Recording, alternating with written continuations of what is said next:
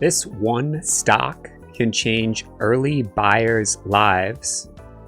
This isn't financial advice, but I would recommend buying as much as possible before November 15th. The ticker is PATH, Path, company's UiPath, and they IPO'd in April of 2021, which, if you saw the stock market at that time, that was euphoric. 2021 second half was not so great. 2022 was not good for sure. And since then, we've had a massive bull market. The stock is getting back near that IPO level, and it's down 25% in the past couple of weeks. So it may be a buying opportunity for that reason, given it's building a flag. Let's jump into the chart and a little bit about their integration with NVIDIA. Here we go. UiPath.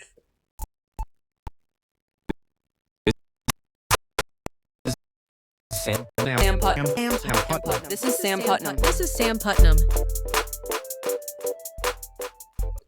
So this is the company, UiPath. They're an end-to-end automation platform. They do robotic process automation. So basically, we're talking about a software company. And they're in the AI category of that. Of course, every software company wants to be in the AI space, but they really do deploy machine learning models across the enterprise. I should stop highlighting this. So yeah, they were founded in 2005. So this isn't some recent SPAC that Chamath threw together. And they do have some connections with big companies like NVIDIA in terms of integrations, as well as Snowflake, which is a massive software as a service company. We'll take a look at the revenue and some of those connections. But first, let's take a look at this chart and see why this is so interesting. So you see this 15 and change level going back to right here in late December of last year. You can see it did go up near 18 bucks, which if we look at a 5-year chart, that's basically getting up there in terms of the highest level it's reached since coming down from that IPO. So it's not near the IPO price. I misspoke. But it is at an important level once it gets to that 25 in terms of getting above into sort of blue skies, because all these people who sold here, they're not bag holding. They sold here or they sold down here. It's very unlikely a lot of people bought the stock at 40 and then have held for 4 years and then suddenly see the stock pop off. You know, if they're that disengaged with their portfolio, they're probably not going to suddenly notice that it pops up and sell and cause the stock to come down with that increased supply. I could be wrong, you know, but in general, that sort of is the psychology of buyers and sellers, supply and demand, that makes sense. About 6 months is a good rule of thumb. So if it's almost November, you know, May is pretty much where you would look for people who bought in May probably still hold. So everyone who bought has made money except for people who bought in the beginning of November. So there could be some resistance up here from these buyers selling. But if you look at the amount of buyers up there, there's definitely some, you know, on this day right here. But in terms of total volume, it's not a lot compared to, you know, this is over the course of the year. This is where all the volume is. You see this blue volume chart over on the right side. So volume is tapering off. That's excellent in terms of, you know, lack of selling pressure. And getting it sort of down here, down at 16 or less, is kind of nice because, again, you can buy it off of this peak here, which does matter.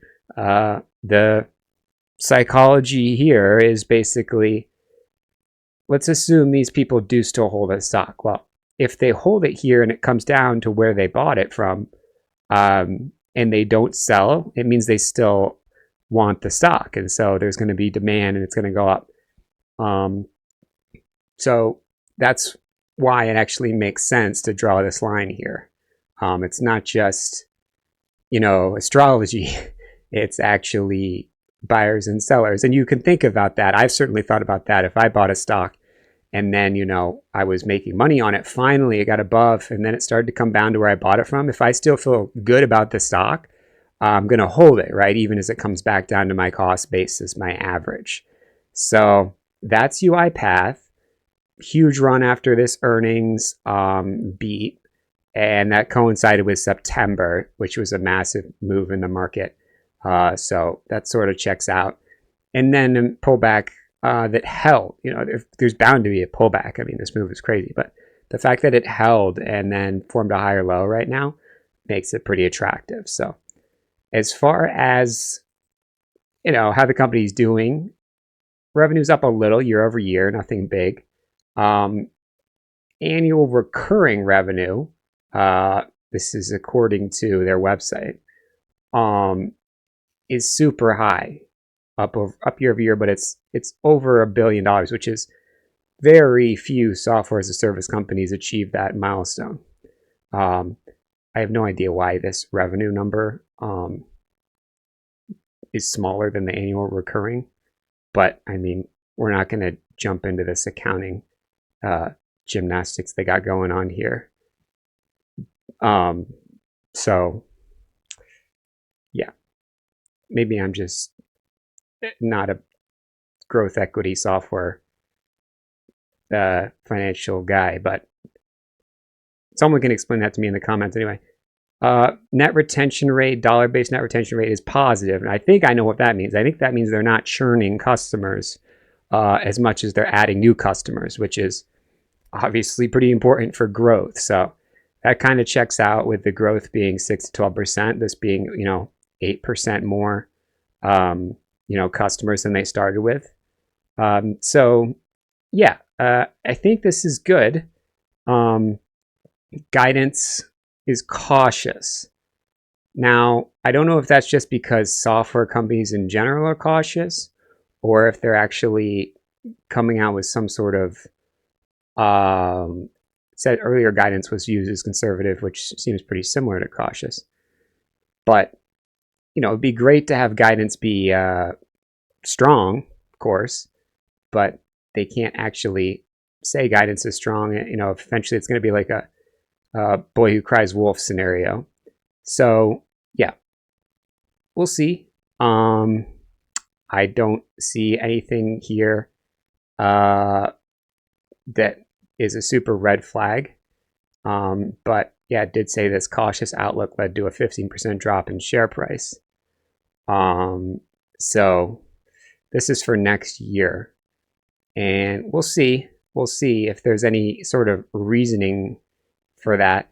It doesn't immediately seem to me that there would be a reason to be cautious about this, given they have a diversity of sector clients. They're not in just one concentration of type of client or vertical, right? Banking, that's an awesome place for AI automation. I gotta stop clicking this, keep this open. Healthcare, identifying basically imaging, AI in imaging is obviating radiologists, right? Financial services, that pretty much sounds like banking to me, but maybe that's also like loan scoring to give people mortgages and, banking the unbanked. That's what the startups always say. And then government contracts would be great, sort of in the Palantir sort of vein. They do data mining, which is just, another way to say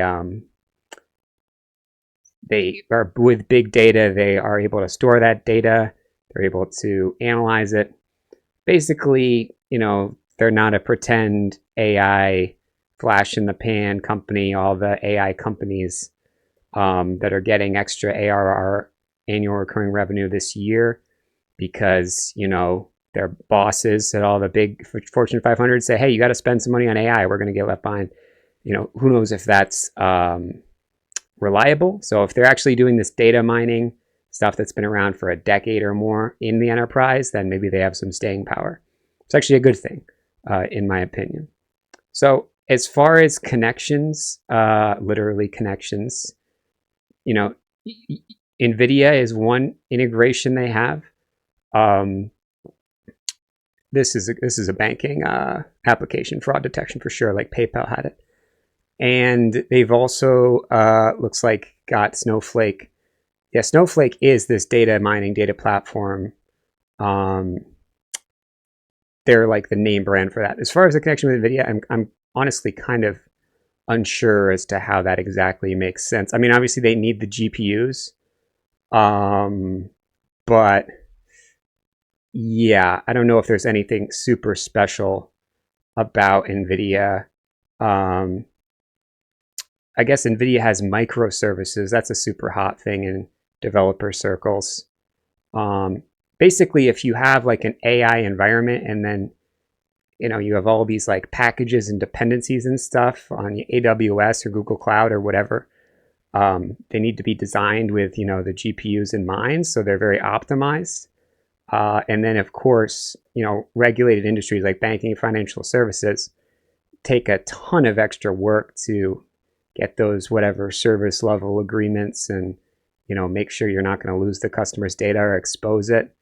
And I guess NVIDIA is very much becoming the enterprise leader for sort of security in that facet as well. So it's hard to say exactly how NVIDIA products are connected with UiPath, but if you think of products more than just their physical hardware, then I'm sure they have teams that are helping implement and use their hardware for all these enterprises. So yeah, I guess I get it. I'm not as familiar with NVIDIA's sort of consulting arm, which is basically what we're talking about. So that's the level, that's the company, and that's the idea. If you like these ideas, hit that like button. If you want to see more, hit that subscribe. And if you want to work with me, you can join for $25 and ask questions, get a little update on the best stocks in a community Discord. So try it out. This isn't financial advice, but I hope that helped you. This is Sam Putnam. This is Sam Putnam. This is Sam Putnam. This is Sam Putnam. This is Sam Putnam. This is Sam Putnam. This is Sam Putnam. This is Sam Putnam.